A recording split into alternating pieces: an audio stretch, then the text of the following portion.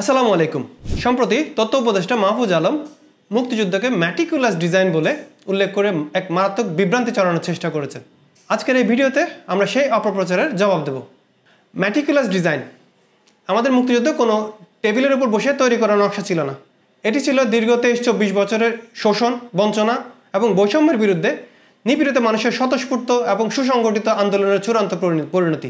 যারা ইতিহাসকে বিকৃত করতে চান তাদের জেনে রাখা ভালো, বাংলাদেশের স্বাধীনতা রাতারাতি আসেনি। একটু পেছনে ফিরি। 1952 সালের ভাষা আন্দোলন থেকে শুরু করে 1966 সালের ঐতিহাসিক 6 দফা আন্দোলন, তারপর 1969 সালের গণ অভ্যুত্থান। প্রতিটি ধাপে বাঙালি জাতি নিজেদের অধিকার আদায়ের জন্য রাজপথে নেমেছে। প্রতিটি আন্দোলনে ছিল স্বাধীনতার পথে এক একটি গুরুত্বপূর্ণ মাইলফলক। এটা ছিল আমাদের স্বাধিকারের সংগ্রাম, যা ধাপে ধাপে স্বাধীনতার দিকে এগিয়ে গেছে। দীর্ঘ আন্দোলনের মূল নেতৃত্ব দিয়েছে জাতির পিতা বঙ্গবন্ধু শেখ মুজিবুর রহমানের নেতৃত্বাধীন বাংলাদেশ আওয়ামী লীগ। বঙ্গবন্ধু ছিলেন আপসহীন এক নেতা, যিনি বাঙালি জাতিকে স্বাধীনতার মন্ত্রে দীক্ষিত করেছিলেন। তিনি আমাদের স্বপ্ন দেখিয়েছিলেন একটি স্বাধীন দেশের। এরপর আসে 1970 সালের ঐতিহাসিক সাধারণ নির্বাচন।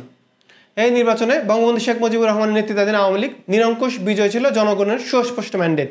বাঙালি জাতি স্বাধীনতার পক্ষে তাদের চূড়ান্ত রায় ঘোষণা করেছিল।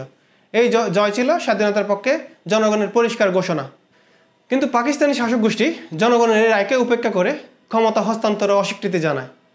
উল্টো 25শে মার্চের রাতে নিরস্ত্র বাঙালির উপর ঝাঁপিয়ে পড়ে অপারেশন সার্চলাইট নামে এক বর্বর গণহত্যা শুরু করে। ঠিক তখনই 26শে মার্চের প্রথম প্রহরে বঙ্গবন্ধু শেখ মুজিবুর রহমান স্বাধীনতার ঘোষণা দেন, আর শুরু হয় আমাদের সশস্ত্র মুক্তিযুদ্ধ। এই যুদ্ধ বিচ্ছিন্ন কোনো নকশা ছিল না। এটি ছিল সাধারণ জনগণের অধিকার আদায়ের সংগ্রাম, একটি স্বাধীন ও সার্বভৌম বাংলাদেশের স্বপ্ন পূরণের লড়াই। 30 লক্ষ শহীদের আত্মত্যাগ এবং 2 লক্ষ মা বোনের সম্ভ্রমের বিনিময়ে আমরা পেয়েছি আমাদের লাল সবুজের পতাকা, পেয়েছি স্বাধীন বাংলাদেশ।